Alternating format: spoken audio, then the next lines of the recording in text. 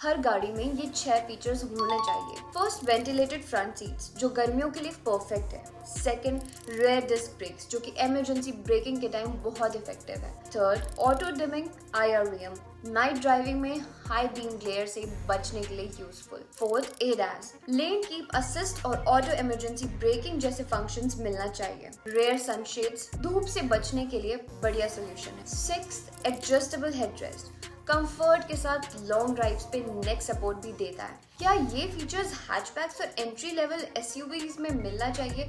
जल्दी से हमें कमेंट करके बताओ।